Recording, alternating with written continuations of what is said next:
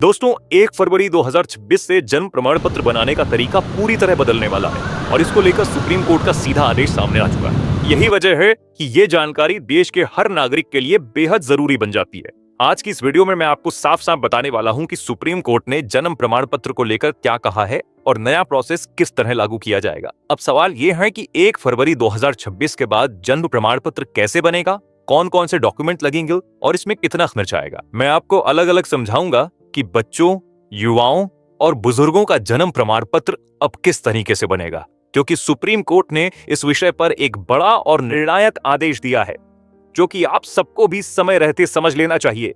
लेकिन दोस्तों, वीडियो शुरू करने से पहले अगर आप चैनल पर पहली बार आए हैं तो चैनल को सब्सक्राइब जरूर कर लें। तो चलिए शुरू करते हैं।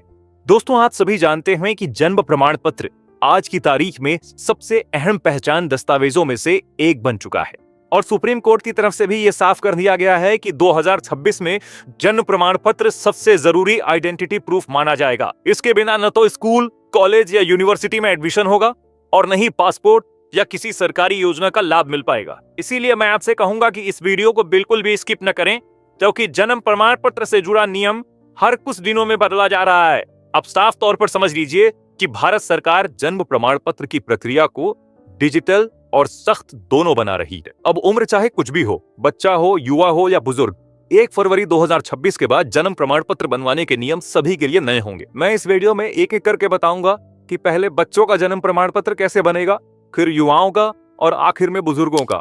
तो चलिए सबसे पहले बात करते हैं 0 से 21 दिन के बच्चों की। इस उम्र के बच्चों का जन्म प्रमाण पत्र सीधे अस्पताल द्वारा बनाया किया जाएगा। माता पिता को कहीं जाने की जरूरत नहीं होगी, पूरी जिम्मेदारी यहाँ अस्पताल की होगी। माँ बाप को सिर्फ बच्चे का नाम, पिता का नाम और माता का नाम जैसी जानकारी सत्यापित करनी होगी। इस प्रक्रिया में कोई फीस नहीं लगेगी और जन्म प्रमाण पत्र पूरी तरह मुफ्त बनेगा। अब दोस्तों, अगर बात करें 1 साल तक के बच्चों की, अगर बच्चे की उम्र 1 साल से ज्यादा का हो चुका है तो माता पिता को आवेदन करना होगा। शहर में रहने वालों को नगर निगम या नगर पालिका और गांव में रहने वालों को पंचायत या प्रखंड कार्यालय जाना होगा। यहाँ पर कोई सा जुर्माना लगेगा क्योंकि तय समय के बाद आवेदन किया जा रहा है और सारी प्रक्रिया पूरी होने के बाद करीब 15 दिनों के अंदर जन्म प्रमाण पत्र तैयार हो जाएगा। अब आते हैं 1 साल से ऊपर की उम्र यानी बच्चों, युवाओं और 20 साल तक के लोगों की बात पर। अगर आपकी उम्र ज्यादा हो चुकी है और अब तक जन्म प्रमाण पत्र नहीं बना है तो आपको कुछ महत्वपूर्ण दस्तावेज देने होंगे। ये दस्तावेज आपके खुद के होने चाहिए, जैसे वोटर आईडी, स्कूल का certificate, marksheet, transfer certificate, ration card, pan card, passport या अस्पताल का पुराना रिकॉर्ड। ध्यान रखने वाली सबसे जरूरी बात यह है कि आधार कार्ड बिल्कुल भी मान्य नहीं होगा, क्योंकि आधार केवल पहचान का प्रमाण है, जन्म का नहीं। पहले ही महाराष्ट्र और उत्तर प्रदेश सरकार ये साफ कर चुकी हैं कि 1 दिसंबर 2025 के बाद आधार के आधार पर बने जन्म प्रमाण पत्र रद्द किए जा सकते हैं। अभी के लिए इतना समझना बेहद जरूरी है। आगे मैं आपको बताऊंगा कि 21 साल से ऊपर और बुजुर्गों का जन्म प्रमाण पत्र किस तरह बनेगा। आप सभी जानते हैं कि इस समय महाराष्ट्र और उत्तर प्रदेश में भारतीय जनता पार्टी की सरकार है, लेकिन ध्यान रखने वाली बात यह है, चाहे आप बंगाल में रहते हो या झारखंड में, आपको किसी भी हालत में आधार कार्ड के आधार पर जन्म प्रमाण पत्र नहीं बनवाना है। अगर आपने आधार से जन्म प्रमाण पत्र बनवाया तो आने वाले समय में वो रद्द भी किया जा सकता है। महाराष्ट्र सरकार तो ये साफ कह चुकी है कि 1 अगस्त 2023 के बाद जिन लोगों ने केवल आधार कार्ड के आधार पर जन्म प्रमाण पत्र बनवाया है उनके प्रमाण पत्र कैंसिल किए जा रहे हैं। आज भले ही झारखंड या बंगाल में ये नियम लागू न हो, लेकिन भविष्य में अगर वहां भी यही सरकार आती है तो वही प्रक्रिया वहां भी शुरू हो सकती है।